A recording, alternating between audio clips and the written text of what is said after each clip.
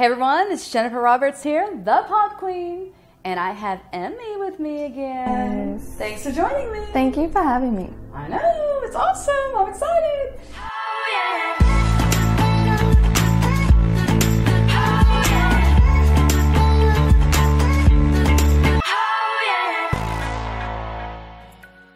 So, Emi, I am going to talk to you about the House of Prayer. Okay. Okay, so the House of Prayer is something that people know about now. Right. Years ago they didn't. It was like, what? House of Prayer, prayer movement, and now it's more common. So you're 26 years old, right? Yes. So tell me, how long have you been a part of this movement? I've been a part of the movement for about 10 years. So I was Impressive. 16 when I 16 first years encountered old. the Lord, and it was at a prayer meeting, a 24 hours prayer gathering kind of a thing. And from there on, I just gave myself to the prayer room part-time because I was in school and then college, but then eventually became a full-time intercessory missionary in London. Gave myself to the prayer room for years there, building the House of Prayer. And then in Kansas City I was doing IHOP, the university, but as well giving myself to the prayer room. And right. Always you had to do like 20 or 24 hours a week in the prayer room, right? In addition to school. Right. That's pretty committed. Yes. That's impressive. It was a very busy season. Yeah. And now I'm looking at you and I'm going, wow, we are benefiting from all the investment people have made in you and the way that you've given yourself to this movement since you were 16. Yes. And so now here you are in Florianópolis and you're leading our prayer movement. You're leading the prayer room. Yes. Like, that's amazing. Yeah, and scary.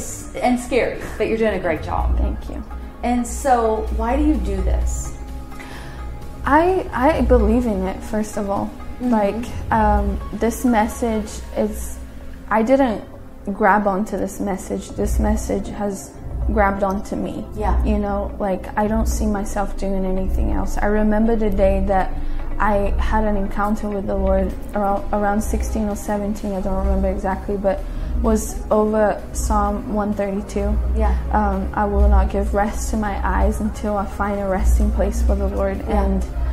And it's as if the Word, you know, that moment where you say, I know the Word, but does the Word know me? Yeah. And at that moment, the Word met me. Yeah. And I found my identity in that. And I was like, I'm made for this, to find a resting place for my God. And I didn't know what that looked like, you know, back then. And then we started to get to know the prayer movement and prayer room and harp and bowl. I was like, this is it. This is where I belong. This is where I find my identity in being an Anna in the house of the Lord that gives herself to establishing a place of day and night prayer and worship. A place where he can find rest. And that's amazing. And so you've been doing that for many years, and you've been here for how many years now? 2 years. 2 years, full time. Yeah, full time. And because you've been part of this for so many years, and now you're doing it in a leadership capacity, trying to motivate other people and keep the vision in front of them, what's the biggest challenge, in your opinion, to people maintaining their zeal for the House of Prayer? The fact that the prayer room is very it's very mundane. Like, you do it every day, the same thing. Like, you go up on stage and you sing the word and you pray the word, and it's the apostolic prayers. It's less supernatural than it seems. Yes. Talking about it like, oh, we pray hours and hours a day, and you're saying, it's still a job. Yes, yes. And doing that every day, I think that's the biggest challenge, is to keep people motivated to keep doing it. Yeah. You know, for it to stay fresh. Right. Because there's a beauty in the familiarity. Right. You're building a history, you're carving out something, but then to take it for granted also causes you to just forget why you're doing what you're doing.